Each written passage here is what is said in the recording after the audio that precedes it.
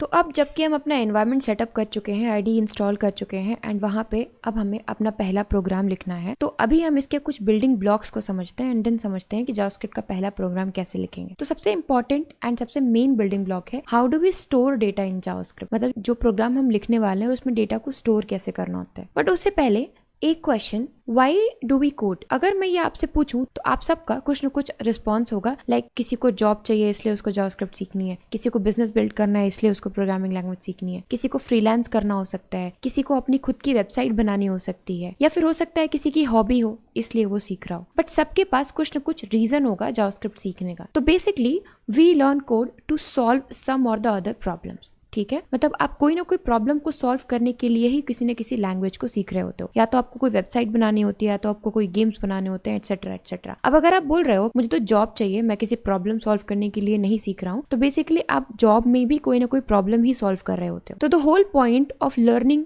a programming language is either to make a website or games or applications or desktop applications, कुछ ना कुछ आप जरूर बनाते हो, बेसिकली एक प्रॉब्लम को सॉल्व कर रहे होते हो। एंड इस पूरे प्रॉब्लम सॉल्विंग प्रोसेस में आप डेटा को एक जगह से दूसरे जगह ट्रांसफर कर रहे होते हो। फॉर एग्जाम्पल, अगर आपकी एक यूजर रजिस्ट्रेशन की वेबसाइट है तो आप वहां से फ्रंट एंड से डेटा उठाओगे, उसको बैक एंड पे भेजोगे, या बैक एंड से डेटाबेस पे भेजोगे, या फिर अगर कुछ ऑथेंटिकेशन डाल रखा है उसके लिए कुछ एक्सटर्नल एपीआईज कॉल करोगे, या कुछ यूजर एक्शंस होने वाले हैं तो वहां से डेटा आने वाला है, या फिर कोई पेमेंट गेटवे यूज कर रहे हो तो वहां पे डेटा शेयर करोगे, या वहां से डेटा आप फेच करोगे। तो बेसिकली ये data is something, the information is something which you share from one place to other. ठीक है, अब उसको शेयर करने के लिए आपको किसी न किसी स्टोरेज की जरूरत पड़ेगी, मतलब किसी कंटेनर में रख के ही तो आप किसी चीज को शेयर करोगे, तो डेटा को भी आपको किसी न किसी कंटेनर में ही रख के शेयर करना पड़ेगा। फॉर एग्जाम्पल, मान लो आपकी मम्मी ने एक बहुत टेस्टी सब्जी बनाई है, ठीक है, और उन्होंने बोला कि इसको ले जाओ अपनी पड़ोस वाली आंटी को दे आओ। तो उस सब्जी को आपके घर से पड़ोस वाली आंटी के घर ले जाने के लिए एक कंटेनर चाहिए होगा, फॉर एग्जाम्पल एक कटोरी चाहिए होगी, उसके अंदर आप उस सब्जी को रखोगे एंड देन आप उसको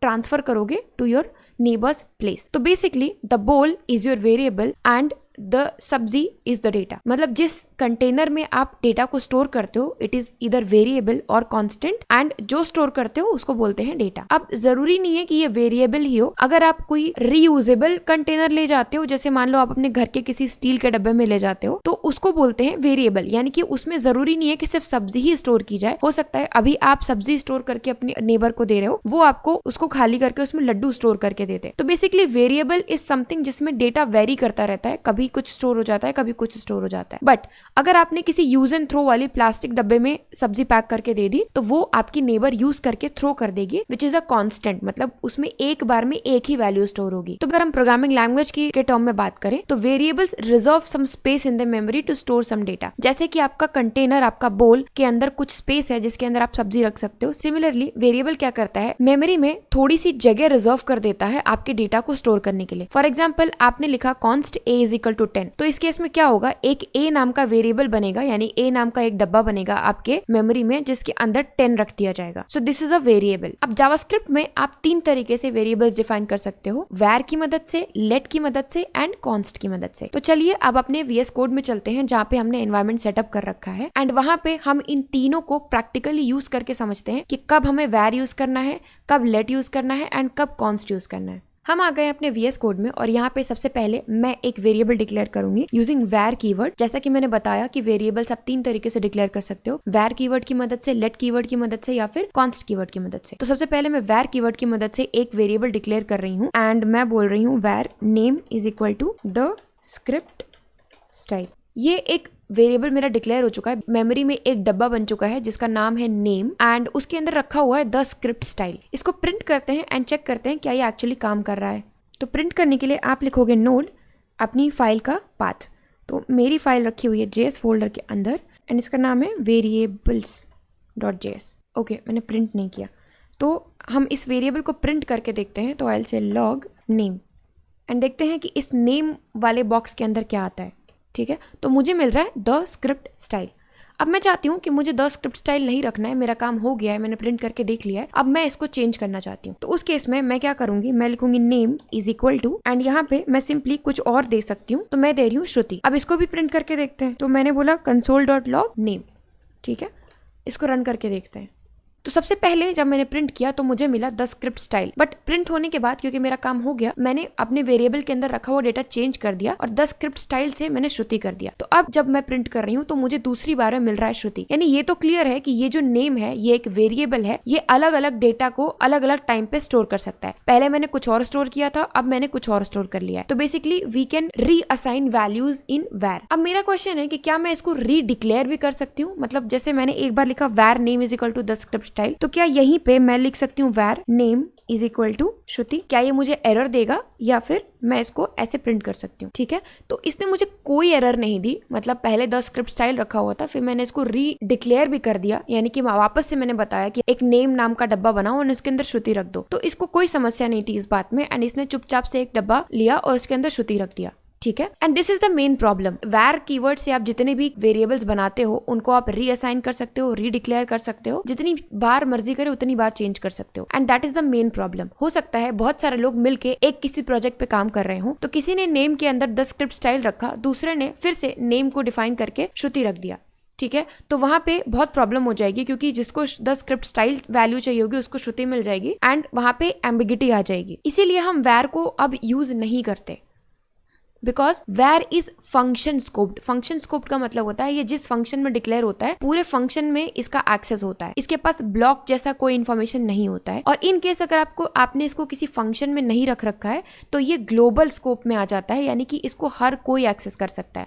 अब किसी ने नेम के अंदर कुछ और डेटा रखा और किसी और ने नेम के अंदर कुछ और डेटा रख दिया, तो ये कोई एरर नहीं देता है, जिसकी वजह से आपके प्रोजेक्ट की परफॉर्मेंस डिग्रेड हो सकती है। इसीलिए अब हम वैर को नहीं यूज करते हैं। इसीलिए मैं कमेंट्स में लिखती हूँ var is no longer used. No longer used का मतलब है कि हम इसको प्रेफर नहीं करते हैं यूज करना, बट इसका ये मतलब नहीं है कि वैर अब सपोर्ट नहीं होता है। ऐसा नहीं है, बहुत सारे प्रोजेक्ट में जो पुराने जावास्क्रिप्ट प्रोजेक्ट्स हैं उनके अंदर अभी भी वैर का यूज हुआ है एंड अभी भी बहुत सारी कंपनीज इसको यूज करती हैं, but in modern JavaScript we no longer use var. तो क्या यूज करते हैं? हमारे पास आते हैं दो ऑप्शंस, एक आता है लेट एंड दूसरा आता है कॉन्स्ट। ठीक है, अब इसमें भी एक क्वेश्चन है कि लेट कब यूज करना है एंड कॉन्स्ट कब यूज करना है। तो basically let is replacement of वैर, मतलब वैर की जगह आप लेट का यूज कर सकते हो, एंड कॉन्स्ट से आप कॉन्स्टेंट्स डिफाइन कर सकते हो। अब चलिए इसको भी ऐसे ही प्रैक्टिकल इंप्लीमेंटेशन से समझते हैं। अब मैं क्या करती हूँ, एक और वेरिएबल बनाती हूँ, let city is equal to Lucknow. ठीक है, अब मैंने फिर से एक वेरिएबल बनाया है जिसका नाम है सिटी एंड उसके अंदर मैंने स्टोर कर रखा है लखनऊ। प्रिंट करके देखते हैं। ठीक है, प्रिंट हो रहा है, कोई प्रॉब्लम नहीं है। अब मैं इसको रीअसाइन करके देखना चाहती हूँ, तो मैं बोलती हूँ कि सिटी को बैंगलोर कर दो, बैंगलोर। वापस से प्रिंट करके देखती हूँ तो आई विल से लॉग सिटी। ठीक है, कोई प्रॉब्लम नहीं है, लखनऊ से अब बैंगलोर हो गया। तो इसका मतलब लेट भी आपको वैल्यूज को रीअसाइन करने की पूरी परमिशन देता है, यानी कि आप पहले कोई और डेटा रख सकते हो एंड देन बाद में उसको चेंज भी कर सकते हो। So let is actually a variable, मतलब आप इसमें वेरिइंग डेटा स्टोर कर सकते हो, आप इसको रन टाइम पे चेंज भी कर सकते हो अगर चाहो तो।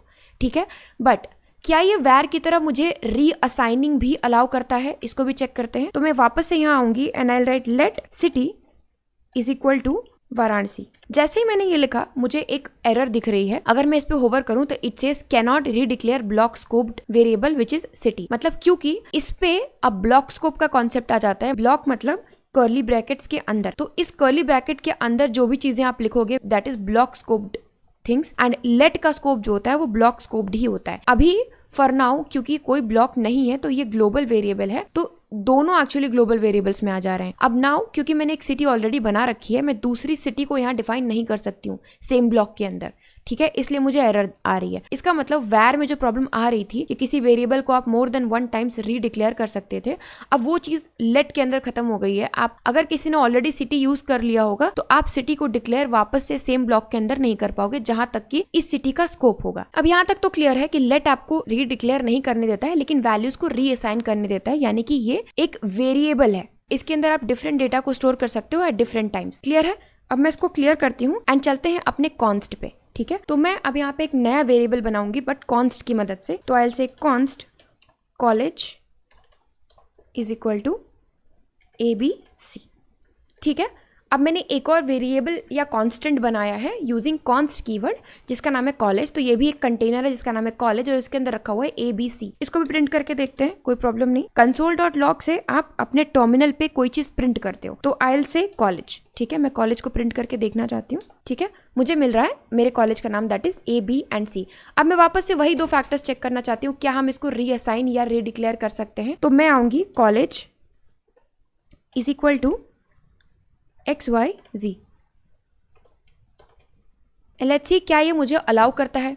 ठीक है, जैसे ही मैंने इसको रन किया मुझे एक एरर मिलती है, assignment to constant variables is not allowed. ठीक है, तो बेसिकली ये एक कॉन्स्ट है, यानी कि कांस्टेंट वेरिएबल है, यानी कि एक यूज एंड थ्रो वाला डब्बा है जिसके अंदर आपने ABC रख दिया है। तो अब आपको हमेशा यही यूज करना है। अगर आपको ABC नहीं रखना तो आप इसको चेंज नहीं कर सकते हो, यानी कॉलेज के अंदर आप इसके डेटा को चेंज नहीं कर सकते हो, बिकॉज आपने इसको कॉन्स्ट की हेल्प से डिक्लेयर किया है। अगर आप चाहते हो कि आपका वेरिएबल रन टाइम पे वैल्यूज को चेंज कर पाए तो आप उसको डिक्लेयर करोगे लेट की मदद से। एंड अगर आप कोई कांस्टेंट डिक्लेयर करना चाहते हो जो आप चाहते हो कि कोई भी उसको बाद में चेंज ना कर पाए, तो उस केस में आप कॉन्स्ट की हेल्प से चीजों को डिक्लेयर करोगे। अब क्योंकि ये रीअसाइन ही नहीं करने दे रहा तो डिक्लेयर तो बिल्कुल भी नहीं करने देगा। मैं ट्राई करूंगी const college is equal to XYZ।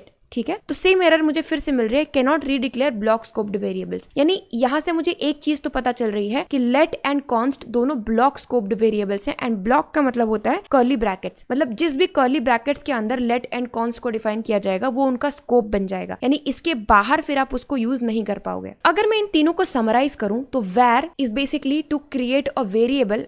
where and let both are used to create variables, यानी जिसके डेटा को आप रन टाइम पे चेंज कर पाओ। बट where के साथ प्रॉब्लम ये है कि इसका स्कोप जो होता है वो फंक्शन स्कोप होता है, यानी जिस फंक्शन के अंदर आप इसको डिक्लेयर करते हो पूरे फंक्शन में ये यूज हो सकता है। इसके साथ साथ ये आपको रीडिक्लेयरिंग भी अलाउ करता है, जिसकी वजह से बहुत सारे प्रॉब्लम्स आ सकते हैं। अगर आप 2 बार सेम वेरिएबल का नाम यूज कर लेते हो तो आपके प्रोजेक्ट में बहुत सारी एम्बिगिटी आ सकती है, इसीलिए अब हम इसको यूज नहीं करते हैं। मॉडर्न जावास्क्रिप्ट के अंदर हम या तो लेट यूज करते हैं अगर हमारा डेटा रन टाइम पे चेंज होने वाला, या हम अलाउ करना चाहते हैं कि मेरे डब्बे या मेरी सिटी के अंदर जो डेटा रखा है वो कोई और चेंज कर पाए, तो मैं उसको लेट की हेल्प से डिक्लेयर करूंगी। और अगर मैं चाहती हूँ कि कोई मेरे डेटा को चेंज ना कर पाए तो उस डेटा को मैं कॉन्स्ट की मदद से डिक्लेयर करूंगी। ठीक है, इसके साथ साथ एक और चीज होती है which is called naked variables, यानी कि आप ना वैर यूज करो, ना लेट यूज करो और ना ही कॉन्स्ट यूज करो, तब भी आप अपने वेरिएबल्स को डिफाइन कर सकते हो। For example I will say age is equal to 20। ठीक है, इसमें कोई प्रॉब्लम नहीं है, आपने ना वैर लिखा है, ना लेट लिखा है, ना कॉन्स्ट लिखा है, बट स्टिल ये बहुत आराम से रन हो जाएगा। मैं इसको प्रिंट करके भी दिखा सकती हूँ। तो आई विल से एज एंड मैं इसको रन करती हूँ। पहले तो मुझे ये हटाना पड़ेगा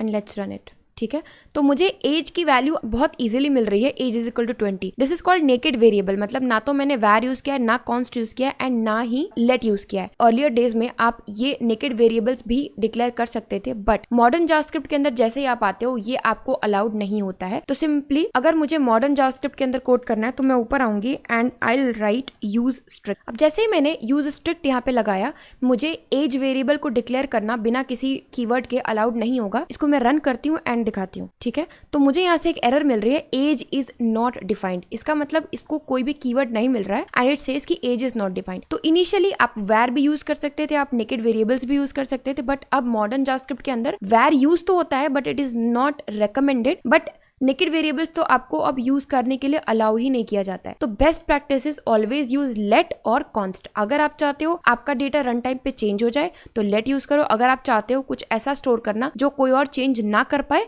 तो कॉन्स्ट का यूज करो। आई होप आपको लेट, कॉन्स्ट एंड वैर के बीच का डिफरेंस एंड इन तीनों के बारे में समझ में आया होगा। If yes then let me know in the comment section. And अगर ऐसी ही और वीडियोस देखना चाहते हो तो सब्सक्राइब जरूर कर लेना।